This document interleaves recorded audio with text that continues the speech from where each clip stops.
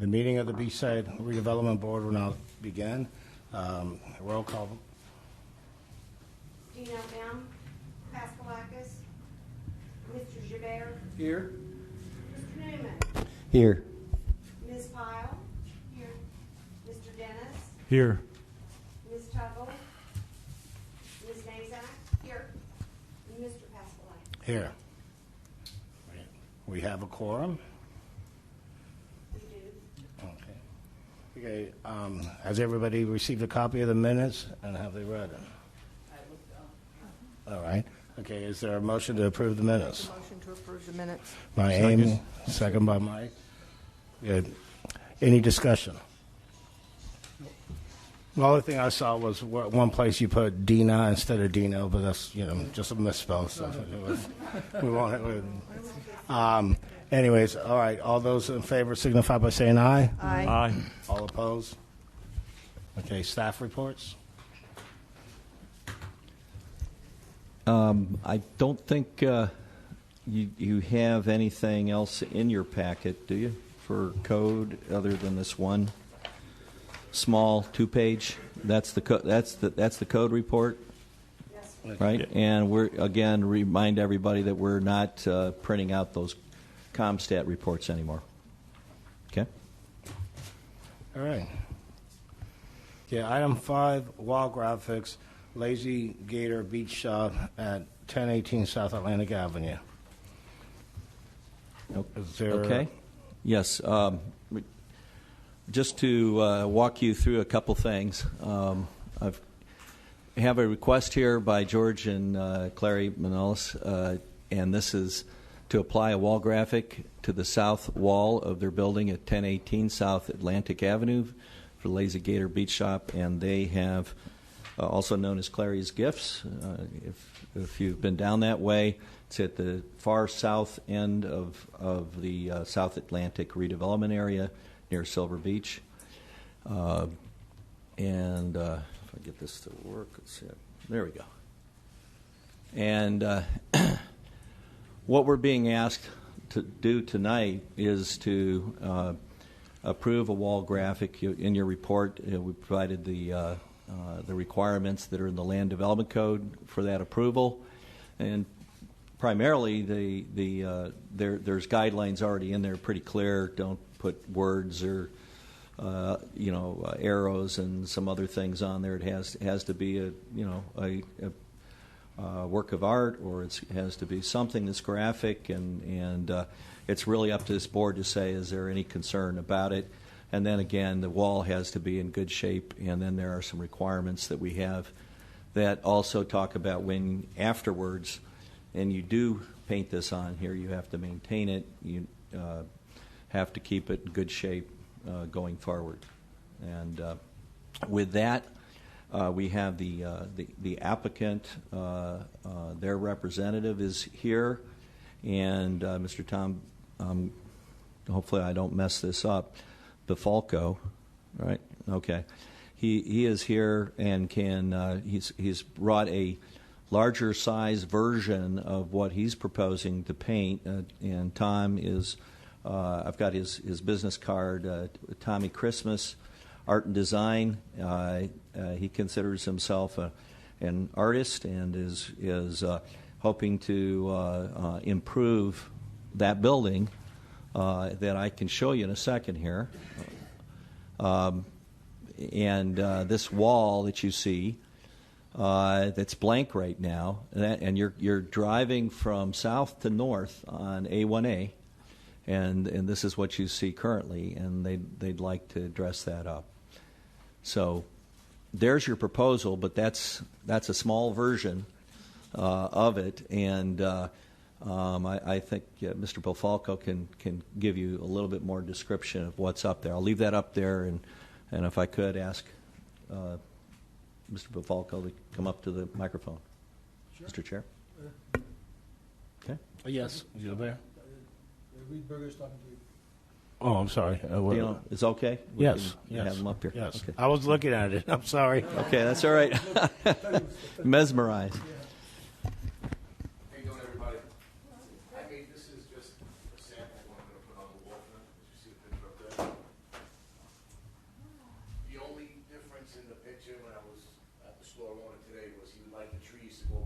higher, and the two dolphins that I have on both sides just to be a little bit bigger, and maybe the hibiscus flower, which is a little bit bigger. Otherwise, that's it.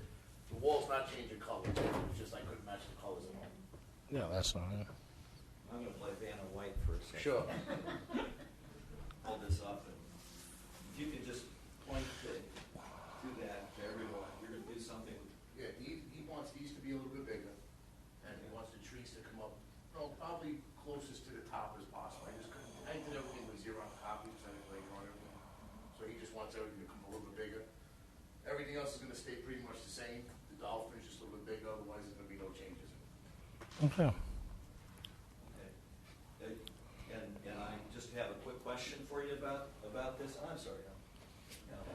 I was proud. When we looked at the graphic that's on that version that you provided, it shows it actually up against the wall what it would look like. Is that it's going to cover from top to bottom? Yes. That yellow that you see there is basically the wall color is going to be the same. That's what you're going to see.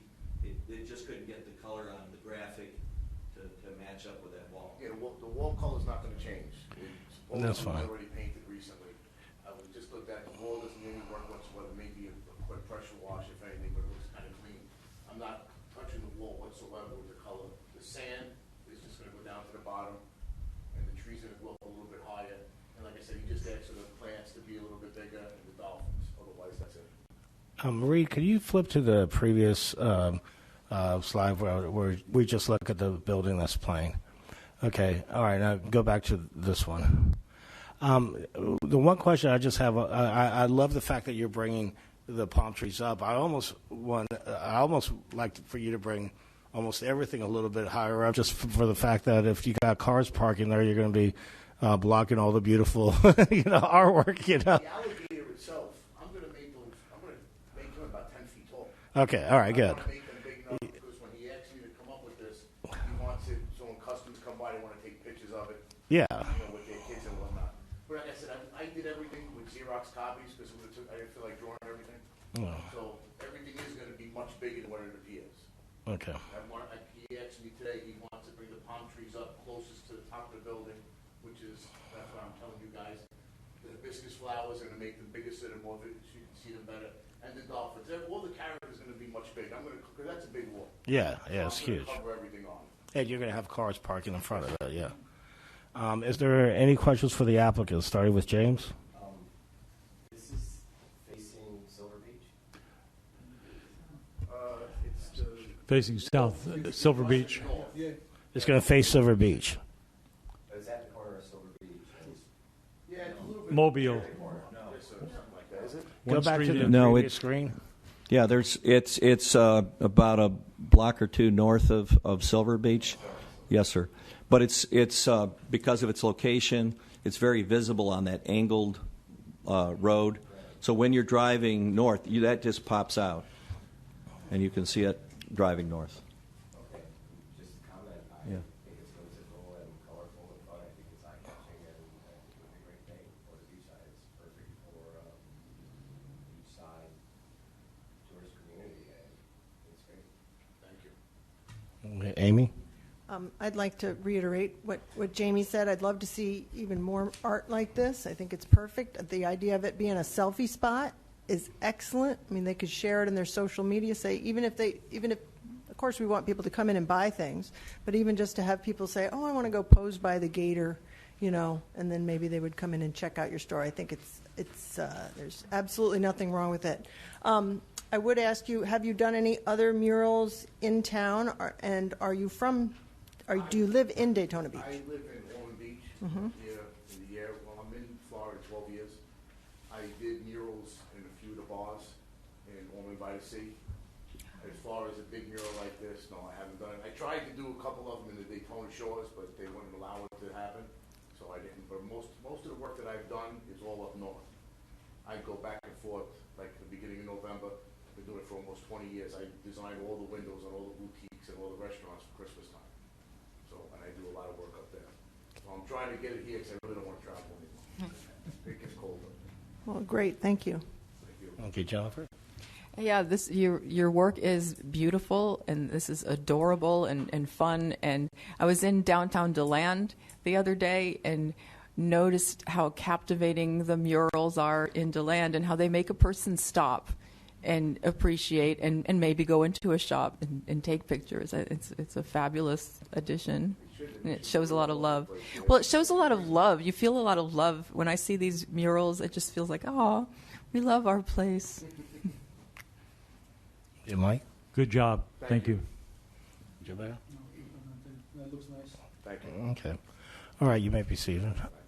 Is there anybody signed up to speak to this item? Yes, sir. Okay. And Ruby? No, I meant this public comment at the end. Oh, she wants to speak for a public comments. Anybody else? Okay, so seeing none, okay, is there any discussion? Okay, is there a motion on the floor? Motion to approve? Yeah, Joe Bear, motions? Amy, second. All in favor signify by saying aye. Aye. All opposed? The ayes have it. All right, redevelopment project update. But before we get to it, Marcia, do you want to introduce the new city attorney? Sure. Thank you. Carly Meek is here to my right. Carly, can you raise your hand or stand up? Carly's going to be taking over the responsibility for representing this board in the future. She's a new hire in our office. She's got 12 years experience in the area. As an attorney, the last 6 years she's been with the city of Ormond Beach. So she's well-versed in land use and redevelopment. And so she's looking forward to working with you. Okay. All right, thanks. I jumped to you because Reed was busy talking at the time. Okay, go ahead. All right, Reed, redevelopment project updates. Sure. Just see the screen for a second, please. Thank you. All right. All right. Begin with the first item, which is we have the tattoo establishments. A recommendation that's gone to the planning board and has now come to the city commission. And they have an opportunity next Wednesday evening to look at adding some more zoning districts for these establishments to be permitted by right as opposed to go through planned development process like you saw with Victory Tattoo that came before you. This would open up some places like the business automotive district where it's already permitted by right. This would create those new opportunities without having to go through what's usually going to be a 4 to 6 month process. So it's decision time to do that. This is a public hearing, so I wanted to alert you to that. The next thing is Jimmy John's. That will have a continuance request. Is the applicant had some issues with the notification, so they're re-notifying. Pardon me? He had issues with what? With you have to send out notice to surrounding property owners, Okay. and so it was just an issue with timing. Okay. And so they're making that correction, and so that will come back, assuming that the continuance request is granted by the commission on March 21st. It'll go to the April 4th meeting. That's the tentative date that's been when it would come back.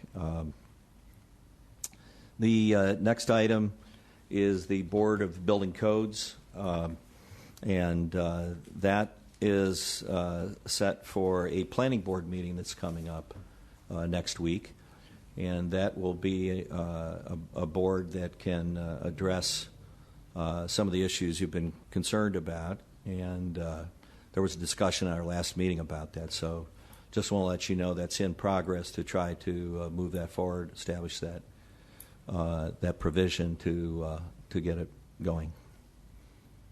So we don't, what's actually coming before the planning board, like a text amendment kind of thing? Yes, it's a text amendment. Okay, Yes. okay. But do we have members on that board yet? I think you have to go through this and establish it before you can move forward, is my understanding, before we're going to go out. Thank you. You got anything to add? And is it made up of like how this board has so many residents, so many business owners? How is that one going to be made up, or is there a plan? I'm not familiar with all of the detail of that particular one, but it will be an agenda item, and there'll be a staff report going out here pretty soon on that. So just be looking for it for next week. It should be posted fairly soon this week. Okay, but at least by the end of the week. Then we also have 101 South Ocean. That's at Harvey and Ocean Avenue at the southeast corner. And that is currently a vacant lot that they've proposed to make an improvement to that, the property owner, and offer that up as public parking. And so there'd be another place for people to come and park. So we're expecting that to go through a PD rezoning process. That means it will come before this board. Okay? And that we don't have a schedule for that yet. And then the blighted properties is something that came up last time, and I said I'd go back and I'd look at the 41, or where there are now 42 blighted properties that we have on our list. Those are the ones that have some serious issues. I'm going to kind of jump right to that. There are, I've actually got a memo here. I'll pass it around. What that is just a short report similar to what you're looking at on the screen, and telling you that there are currently 4 properties in our beachside CRAs of the 42. So that's what the numbers look like right now. Throughout the city, there are others. The count I have is there are 23 that are not in a CRA.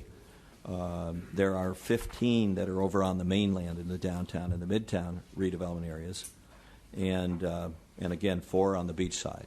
So there's very few that are at least classified like this, and these are the structures that we've identified that are unsafe, dangerous structures, and have that potential that the next thing that's going to happen is they're going to get the possible order to demolish a structure. So that's usually following code cases that have already preceded it, getting to this point.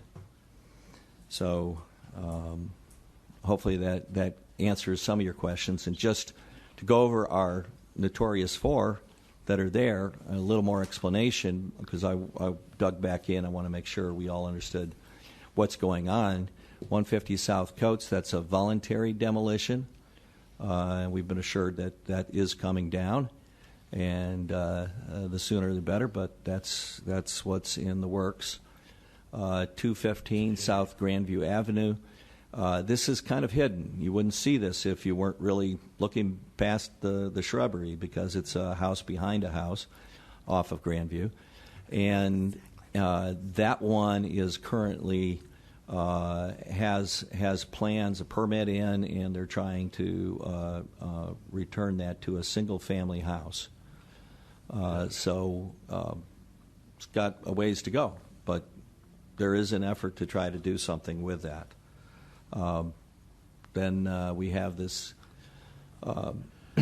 Peninsula Drive address. It's got 3 addresses on it because there's 3 units, or 3 houses. I should say 3 houses on there. 2 are duplexes. 1 is a single family. So there's a total of 5 units currently. Does not meet our land use requirements for density. So the greatest amount they could potentially have there appears to be about 3. That is what the applicants have applied for, and they're new owners. They came in back in about November, and they were very interested in having a place to. They live in Orlando, and they want to have a place where they can come to with their families and and be close to the beach. So that's one of those stories where there's extensive work that has to be done here. And yet here we have some people, rather than demolish it, there's someone who looks at it and says, we can turn this into something really cool. So whether they can save, all three buildings when they're done, we'll see. But at least there's an effort ongoing here to actually do something. On the other hand, I have to say that this is under now a demolition order. So they're under the gun and have to work through a process here to try to save them. The next one, there we go. This is the South Atlantic property, the one that we have currently, and it's right across from the Land Shark and the Cocina restaurant. So, it's you hate to look at that every day in any case. And now, we've got a new development across from there, and it's really, I think, just that much more visible when you're pulling in and the parking lot and seeing that. And you're not just driving down A1A. So it's had some hurricane damage. They're trying to fix that, but there's been some long-term neglect, and they do have a permit for this one as well, and they are trying to save it. So that's what I can tell you about those properties. There's another issue. I'm going to go back here for a minute. Well, actually, I'm going to jump ahead and go to something else. Remember I talked about the 101 South Ocean.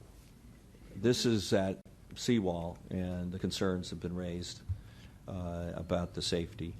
And so we went out next day and started to address that. We had Public Works out there, code enforcement, and there is a code case on it, and they're trying to address that because now we have an active application trying to come through and actually create a parking lot there, and this is a serious concern, is some of the structural issues, and that you actually have some people who have actually tried to live inside that as a little cave area for habitat. So that, I think, might be everything I had. Yeah, I think I've covered everything that was on my list for you. So that's the end of my report. Okay. All right, now we're ready for public comments.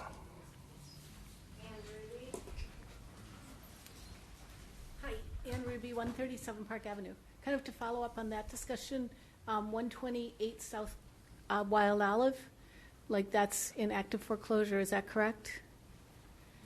128 South Wild Olive? I'm not familiar with the address. Okay. 126 South Wild No, Olive? it's 128. 128. Yes, ma'am. That's the one. I don't have the address.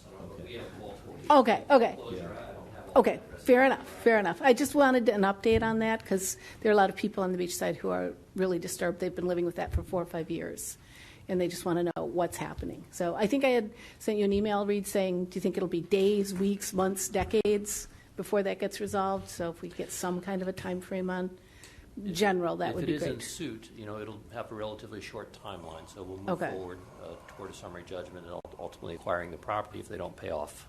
Okay. So, would that be months? Months, yes. Months. Okay, that's good. Thank you.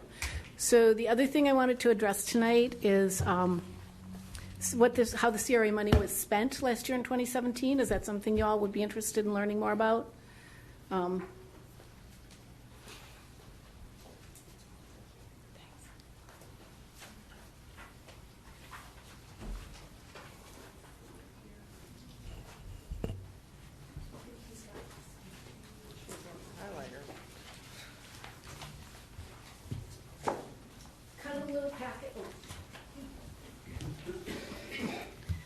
So the very top line on the very top section shows basically a cutout of what the Volusia County CRA final tax roll said was estimated to come into the Main Street CRA, which was $4.1 million. Whether the CRA actually collected that exact amount, I have not verified, but that is what the county estimated they were going to put into the CRA. What you see on the second section on the first page was created from a printout, a PDF from the city. It was about 80 pages long. There's a sample of what it looked like on the last page. And that is by expense category going down, which I did roll up some expense categories, and by cost center going across. And what you can see is if you set aside the debt service and you just start looking at what was spent not on debt service, about 57% was spent in payroll and salary. And we spent about $60,000 on fireworks and decorations. We spent another $50,000 on paver cleaning before and after events, and we spent $5,500 in grants to improve the neighborhood. So to me, I think we need to have a little more oversight of how the money is getting spent. And on the second page, what you see is a breakout of the expense details for the categories and other descriptions. And just to kind of give you an idea of where the money is going. And on the third page is gives you a little layout of how you can read this if you want to look at it a little more in detail later on your own. And then the fourth page is why I started this and what I recommend. And I think that the CRA boards and this board too, their purview is not to examine the money. How is the money spent? That's beyond what you're supposed to be looking at. But I think somebody has to be looking at it. And I would like to see the CRA board itself include some citizen members from the CRAs so that there was representation. And I'd also like to see those members, the board, meet on a regular basis so that these kind of decisions get reviewed. Like there should be a dedicated project manager in the Main Street CRA. They have two dedicated project managers working in the redevelopment area, and not in areas that have as much money to spend. And those guys are actually bringing in and spending more grant money during the year. So I think that needs to be reexamined. But again, that's not something this board can impact, but I think it's something we need to start thinking about and addressing. And I think event fees should cover the cost of preparation and cleanup. It just seems like we're spending a lot for that, and it's not clear that it's bringing any actual redevelopment to our area. And if there's revenues that come from the events, those events, some of that revenue, if it's coming from the band shell, which the CRA is paying to renovate, or it's the fireworks, which the CRA is contributing to, then the revenues, some of it should flow back into the CRA, which I don't think it is, but I have to verify that. And I think I think the purview of the CRA's boards, and possibly even this board, should be to do a little bit, just get reports like this on a regular basis, maybe once a quarter, to see how the money is being spent, because I think it needs more oversight. For example, you can see that there was $13,000 spent with the Florida Economic Advisors, and I was told that was for a study on the economic impact of changes to East ISB. So I think that would be something everybody in the CRA board, in this Beachside CRA board would like to read. I know I would, and I've asked you for a copy. I'm hoping I'll get that soon. So this is, if anybody has questions on this or wants more detail, I'll be happy to give it to you. But that would be my recommendation. Thank you. Amy, you have a comment?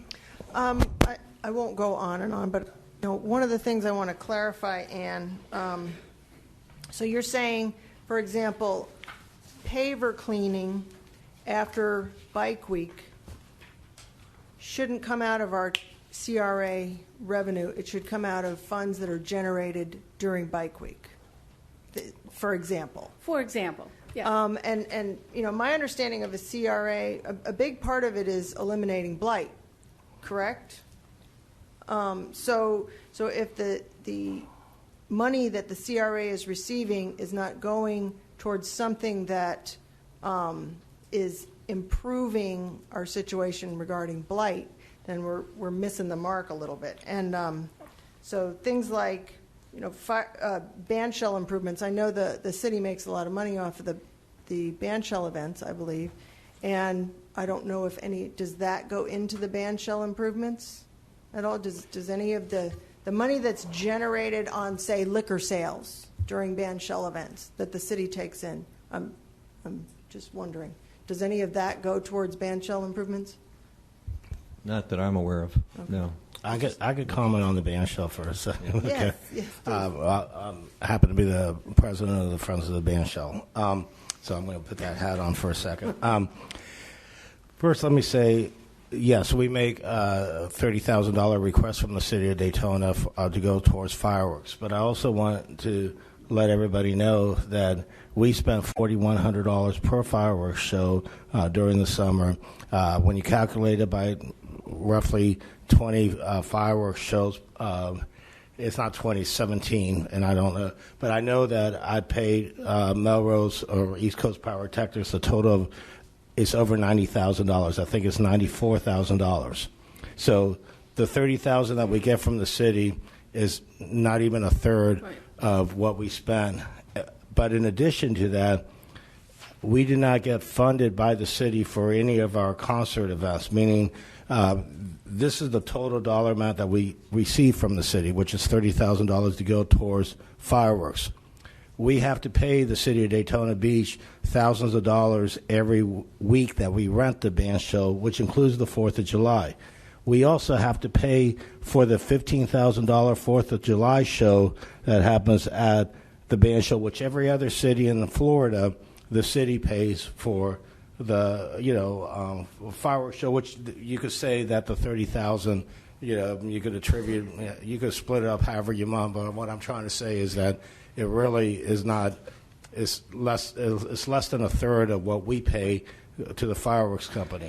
Now, the Friends of the Band Show, and I'm not complaining. I've said from the beginning, this is the deal. We live up to the deal, and what have you. The Boardwalk gives $25,000 to the Friends of the Band Show. The Ocean Walk Shops gives $15,000, and there's we got Budweiser. We have a lot of people that fund it because our budget is, we have to, our break-even point is over $200,000 because we have to spend with thousands every week renting the facility from the city. We have to hire not only the bands, but we have to hire the sound people, the security, and what have you. And none of that is funded by the city. And yes, the city gets 100% of the alcohol sales, which the last time I looked was $130,000. What's that? For the Saturday nights.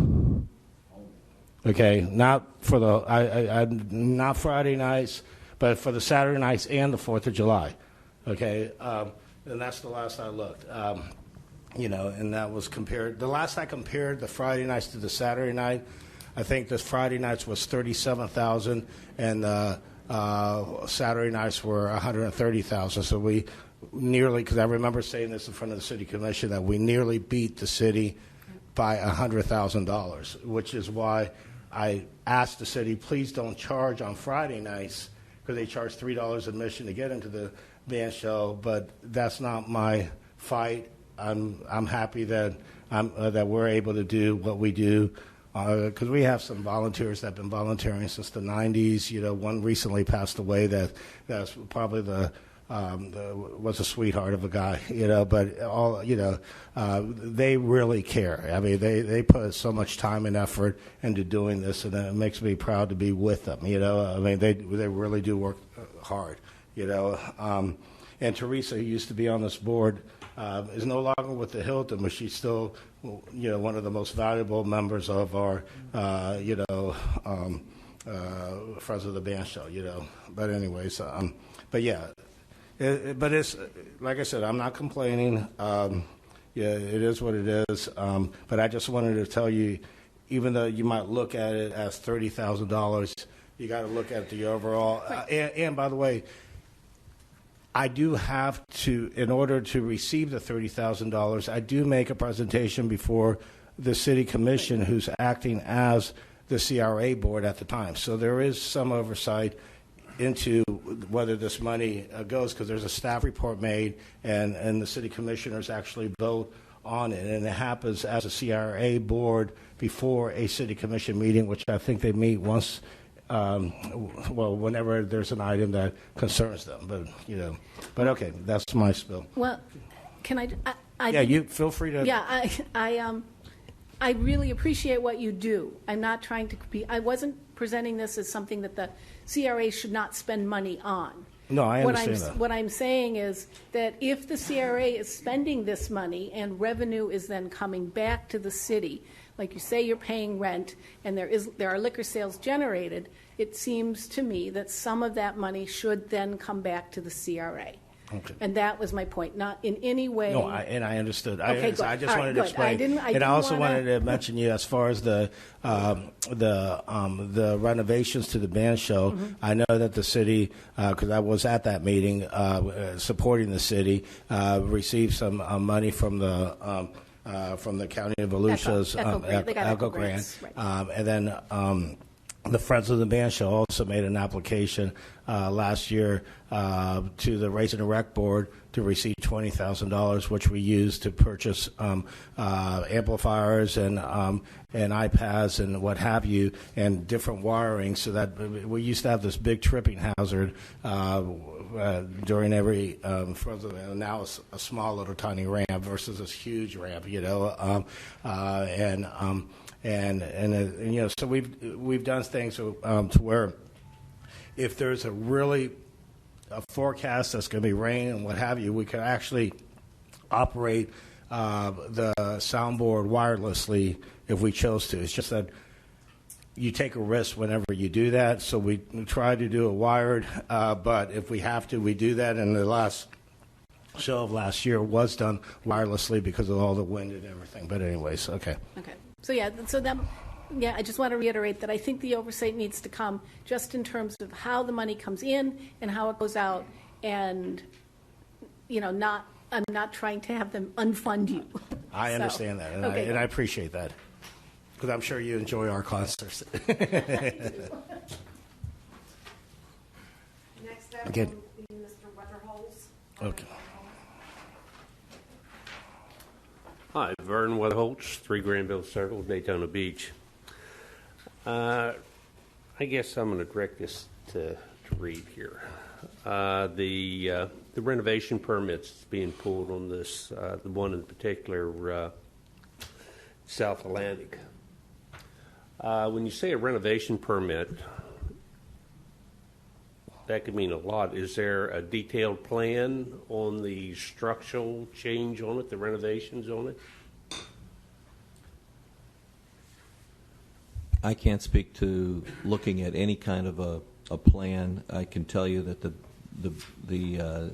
down in permits and licensing, they receive the proposals. They look for a scope of work of what they're going to do and do repairs, and so that there is a process that we go through the building officials, and they're the ones that are making determination of what the extent of that repair is, whether it's major or minor. My understanding is there's some significant electrical, plumbing, and other work that has to be done on the interior of the building, and that is significant. So, again, I don't know to the extent of what it's going to take for them to finish up or the schedule, but I think, as you know, there's 6 months of a life of a building permit. You can request extensions. Well, there's a year life to every permit. For the permit, and for the permit itself, and it says renovation permit, so that's pretty. But to my knowledge, they're talking about a lot of structural. So anything structural has to be submitted to plan review through the building official, naturally, and whether that a renovation, whether that's bringing everything up to code to meet the ADA standards. The structural aspect of it has to be an architectural drawing. Right. And so you're not sure whether that's, Well, I'm always assured by the people that we have working in that capacity are going to make sure where we need a structural engineer, there'll be a structural engineer that's going to assure that the building is properly renovated.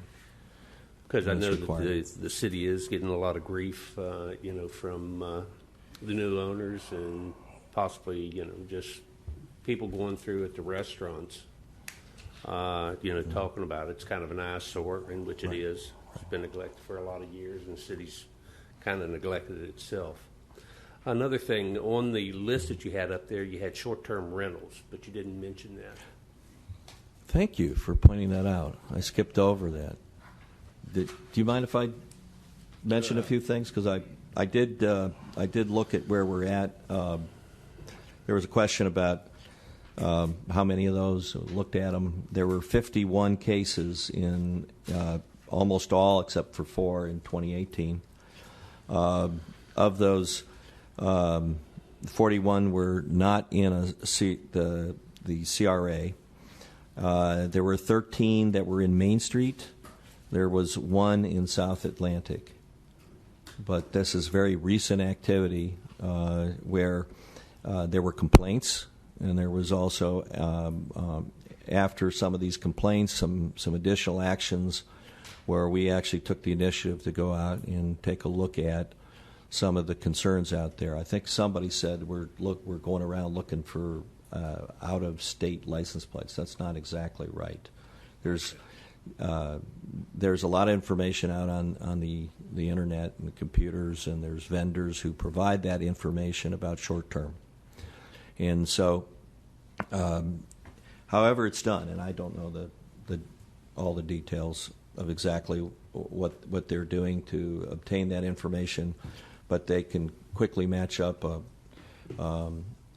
building and a picture and know about what that location is, and they're just making sure they alert people when they see something, a short-term rental, that when it's not in the proper zoning district, where we do allow them, that the property owner is given a notice that we do have a violation of our requirements when they do see it's been placed out there for short-term rentals. I mean, I'm aware of what's being done, what's looked at through the code enforcement aspect of it. That's short-term rental. I was just wondering if there is, say, like the one zoning as far as multifamily, and you say that a family from Orlando wants to bring the relatives over. Right. So, it always falls in the classification of short-term rental. I know there's a lot of people questioning about establishing a zone of a different zone, more so around the Main Street area, mostly in Zone 3. I've had a lot of questions about it, whether the city is entertaining expanding the zone on short-term rental, or what's the policy possibly that you know? Well, at the last city commission meeting we had, there was a lot of discussion coming, particularly from the audience, about short-term and some ideas about what should happen. If I understand, there's some legal action being taken as well. Not us, but someone Yes. against the city. I know. So you got that going on, and so I think a lot of people that were showing up were people that may be participating in it, and maybe it's in the right place or it's the wrong place. I don't know, but I can tell you that our concern was to address some of the properties where currently it's not allowed, and we're bringing it to their attention, and through our process we have, and as they're going through, they are coming across a number that are unfounded and complaints where it really is one of those situations where someone is got family coming over, and there's there are situations where it really isn't a concern, but they do have to go through each case and dig through it and make that determination. Then probably the next thing is, I've definitely been participating and going to the Beachside Redevelopment Board for the county, and the last one up at the Civic Center. Some of the comments that they've been making, and it's kind of directed towards the city of Daytona Beach, Ormond, and the shores coming together. I've talked to some of the folks down in the shores, and they're not real happy with us to try to get our act together, in the redevelopment area, and they kind of feel that the city's not doing their part. They were pretty hard on us at the meeting, and I was just wondering what this board is, whether they're interacting with the other board that seems to have the largest spokesperson, especially with the county, because mostly we do fall under the preview of the county, and how this board is kind of interacting with the two, and I'll leave that for if there's any comment on it. Okay, well, thank you very much. Reed, you want to address this board? Okay, all right. Okay, any other public comments? Yes, sir. John Nicholson.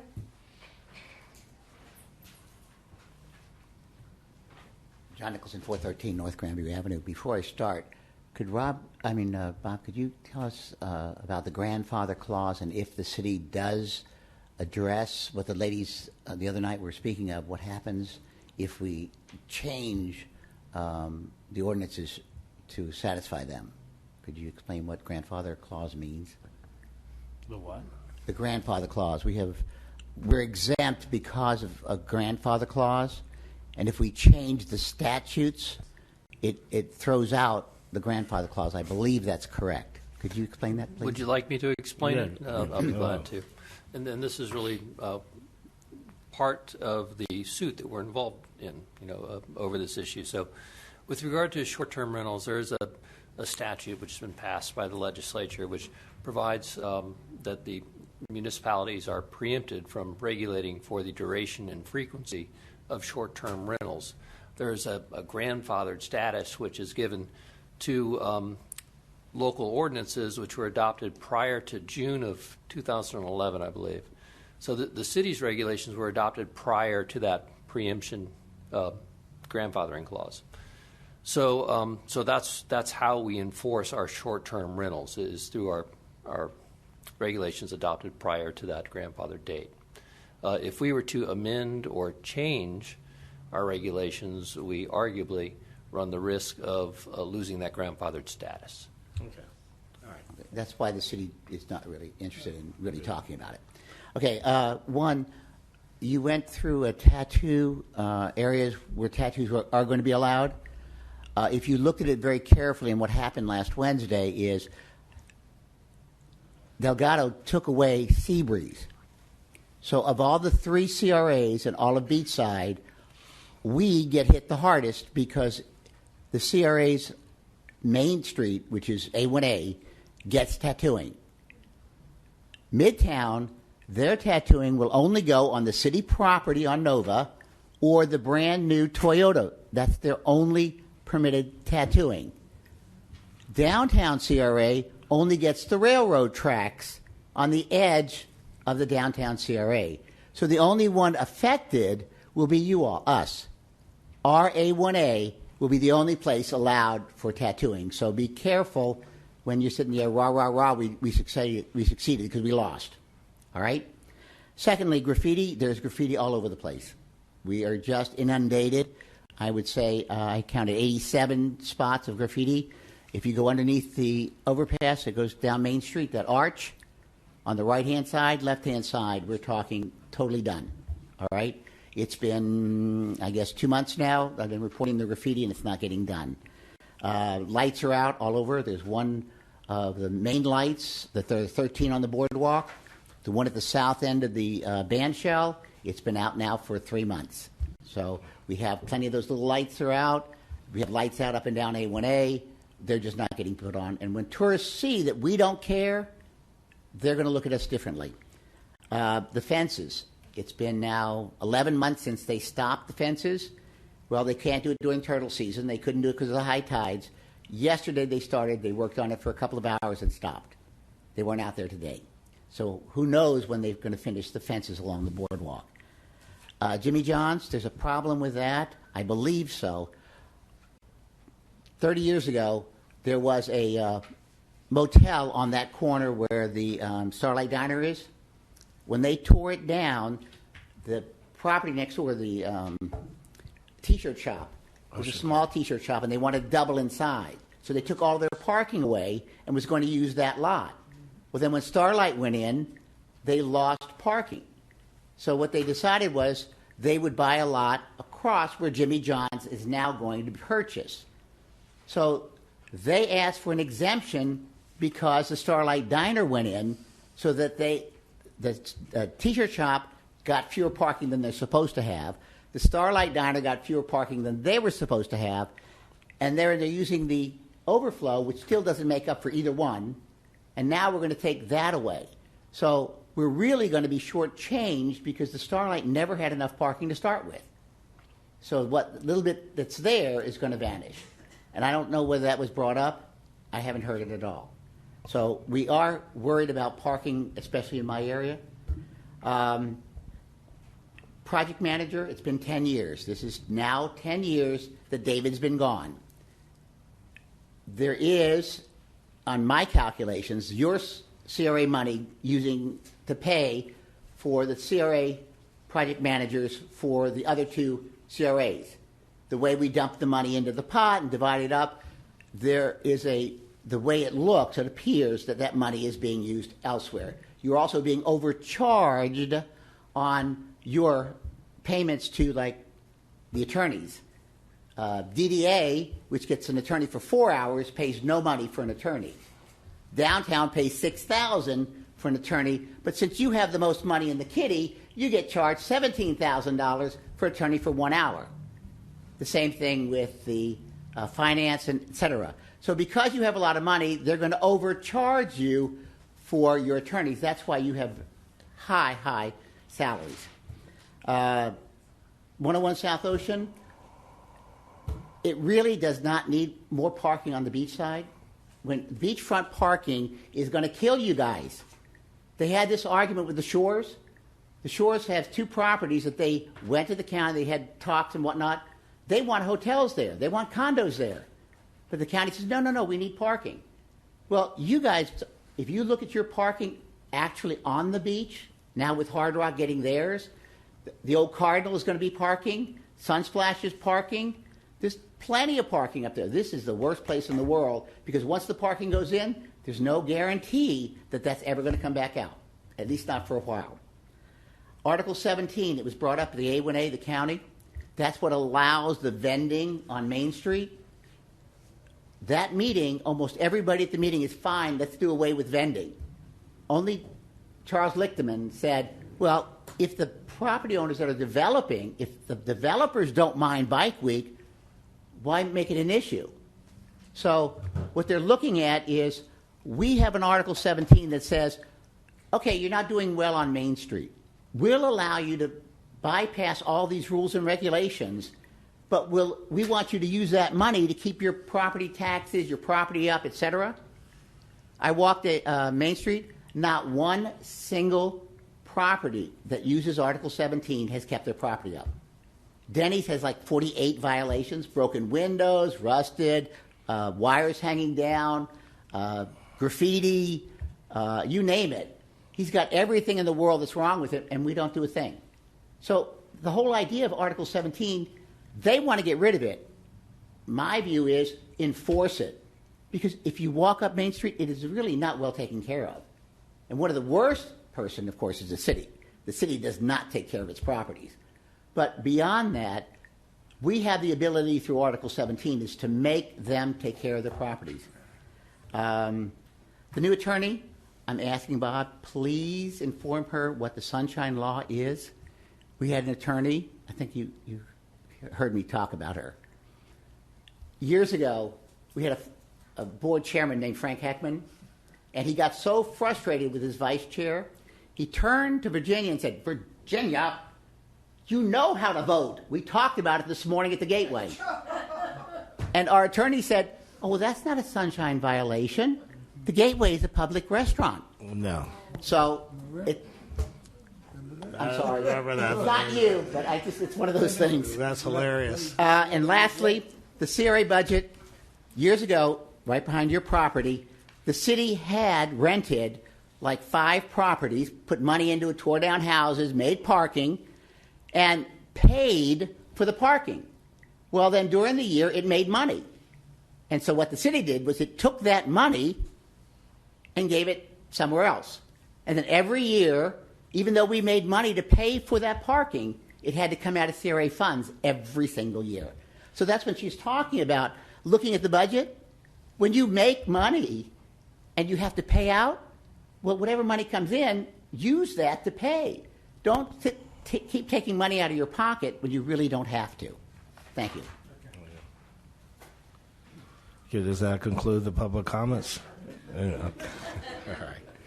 Okay, board comments. I guess I'll start with James. I forgot what I was going to say. I was going to ask Reed about short-term rentals. Urban did that for me, so Okay, Amy. Okay. The image of Daytona Beach. John mentioned graffiti, lights out, things like that. I'm just going to try to kind of pinpoint one thing to discuss here and to ask Reed about, and I'll try to be sort of brief. People tend to buy and hold in this redevelopment area. You know, we see it on A1A, we see it on Main Street, and if they are not expected to keep their properties up to standards, it goes on and on. I mean, a good example are these buildings. These 4 buildings were on a demolition list, and now they have renovation permits. So it's on a demolition list. It gets a new owner. That person wants to renovate. They have 6 months. Then they decide to sell it. It's an endless cycle. Somebody has to be responsible to say this building needs to come down. A realtor can't come in and make more money reselling it. It needs to be marked, tagged, boom, gone. I know the one you're talking about that's behind a building. It's kind of buried in the bushes. And one of our code enforcement officers told me, I'm sure it was over a year ago, it might have even been 2 years ago, that thing needs to come down. And the guy was in there doing all kinds of work on it without any permits, and it needed to come down, and now here I'm seeing that it's got a renovation permit. So I don't know where we draw the line, but something has to change there. As far as maintenance standards, John mentioned Main Street. That's a perfect example. People have properties, and they are just not expected to hold them up to standards. So that's one thing. Then in other cases, you have a property owner with a building that is willing to have an active business in his property, but is not able to because the city has put, it says, okay, in order to open here, you have to put up this type of sign. You have to cut off half your building because it's too close to the line. You have to put this much landscape buffer, and that leaves no parking, things like that. So on one hand, it's very important to look at, the beautification and maintenance standards in the CRA, and on the other hand, in a sensible way, we need to look at a business that's trying to open and to help them to do that. And if it means, especially a business that knows that in 2 years his building is going to be torn down for, say, East ISB improvements, for example, or another big development that is coming in. I mean, if they're willing to open a shop or do some renovations to where we drive by and we go, oh, look, something nice is happening there. Maybe it doesn't have to be a 15-foot buffer. Maybe he doesn't need to spend $60,000 on an architect to make drawings. I'm exaggerating, but let's try to work with those people and find those different businesses that are trying to open, even knowing their property is going to be gone at some point. But it's in the short term, those of us who live there and drive around and see these things are going to be very happy to see that changed. And the parking lot, the PD at the corner of Harvey and the Ocean. You showed pictures of that. You said there's a cave. That's been ongoing for years. And I know I've showed it to you in the past. This is not new. So now this owner, the owner lives in Uruguay.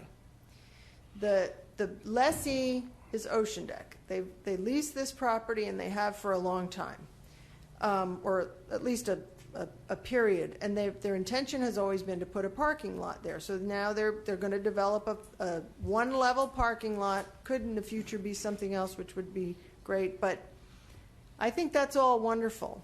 But they also have several other properties in the area that are substandard. And I would say when we look at an owner that wants to do something, they want permission to do something that's going to generate revenue, let's take a look at their other properties and assure that they are up to the community standards. Just like I said a few minutes ago, no more of this buy and hold or sit on things and then it sells and then somebody else sits on it and then it sells. Because those of us that live here and are here for good are really stuck looking at these things. And I could, there's a laundry list of them. We all know them because we see them every day. So I don't know how you can help with that, Reed, but I just kind of had to get that off my chest, and it's something that I would like to really see worked on. I don't want to see code enforcement going after the most beautiful house on the block. I want to see them going after things like this. Thank you. All right. When I first moved to Daytona Beach, I actually really fell in love with this place. And one of the things that baffled me was the vacancies. And I started doing research about what other cities were doing to light a fire under people to either, occupy their property, do something with it, or sell it. And there are some cities that actually have vacancy tax. They make it painful to sit and hold. And I like that idea. I don't know how easy it'd be to implement, but I like the thought of it.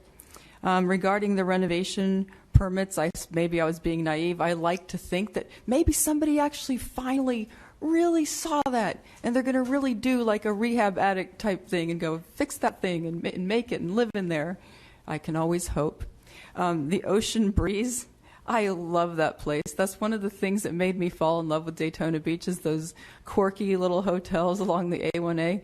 And so if it actually gets renovated and there's no more of that ugly chain link fence mess and there's actually people in there again, that would rock.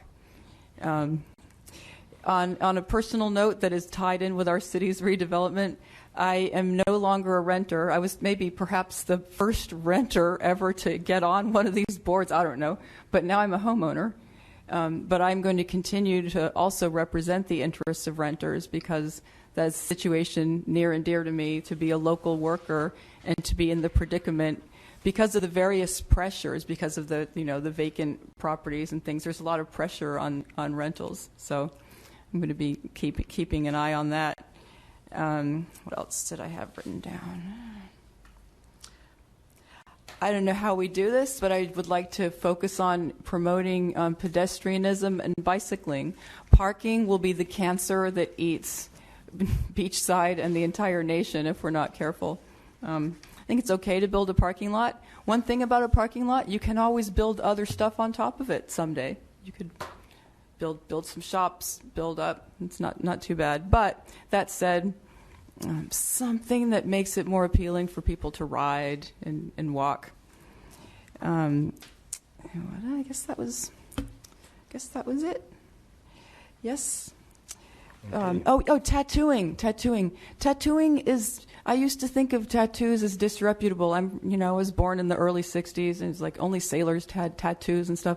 But it's a thing now. Lots of people have tattoos. It's not a gross, disreputable thing. It's an okay thing.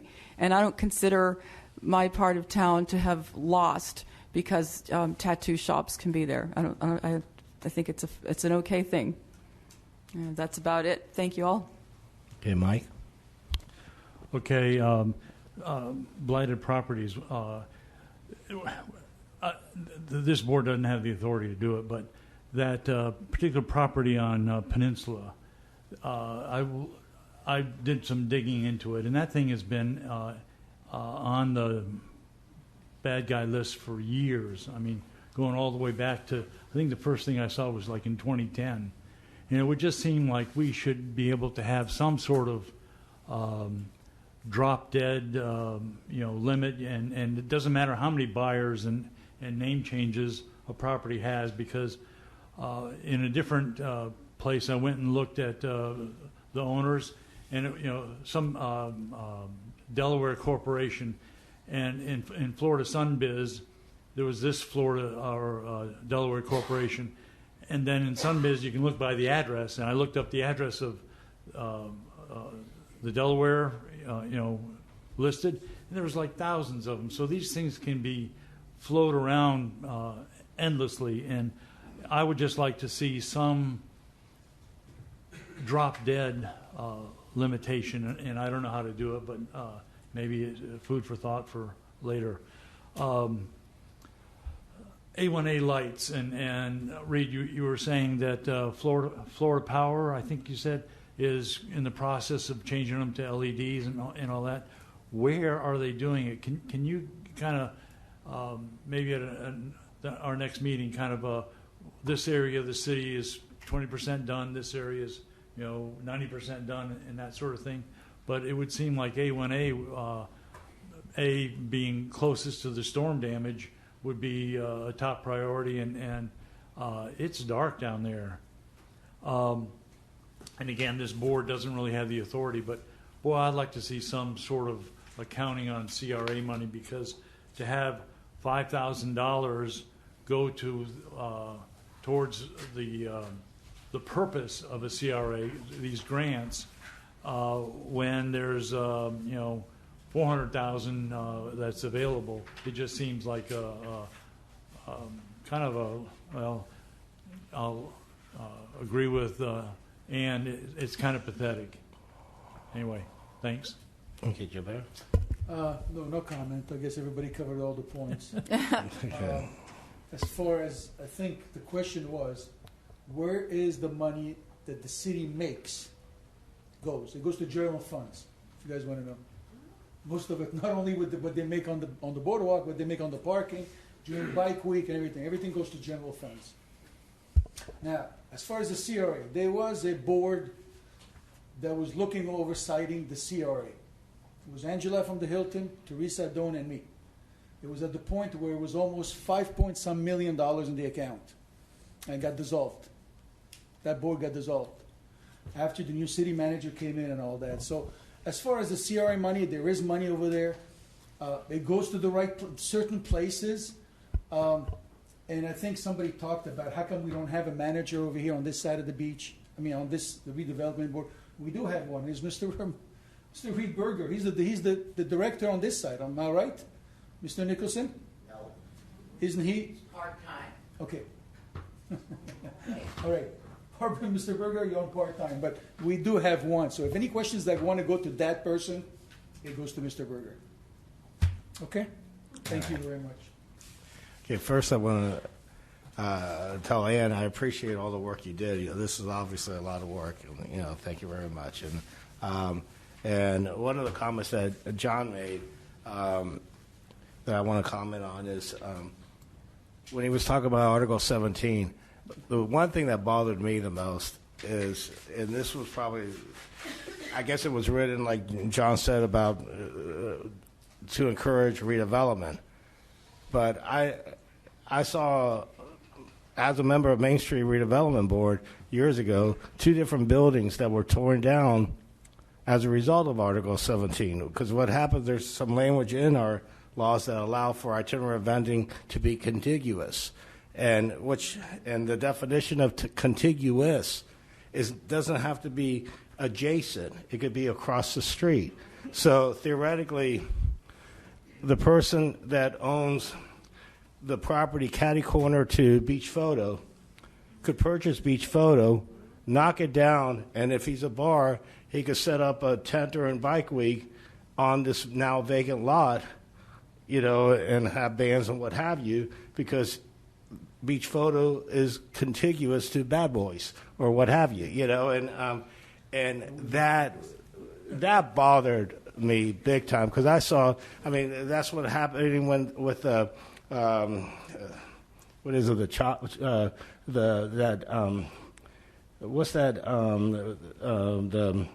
the clothing shop that knocked down a building, and now they have a tent during bike week. I don't want to say hot leathers. Okay, all right, that's one example. There's other examples.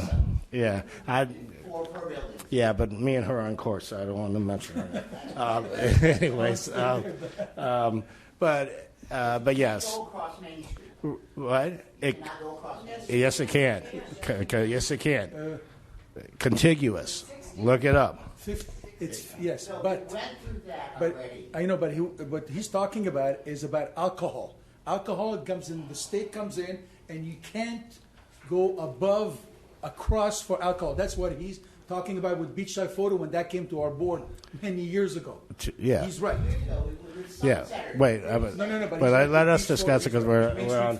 Yeah, it is correct what I'm saying. Bad Boys could theoretically knock down Beach Photo and operate and put a tent there and operate a bar, and then you basically, instead of raising the values on Main Street as far as the taxable values, you've decreased it because you have now a vacant lot, what used to be a building. So yes. Do we at one point need to look at Article 17? I do agree with that, okay? When, it's up to you guys, because you have to bring it before this board. But other than that, thank you very much, and I guess I'm going to call the meeting adjourned. Thank you.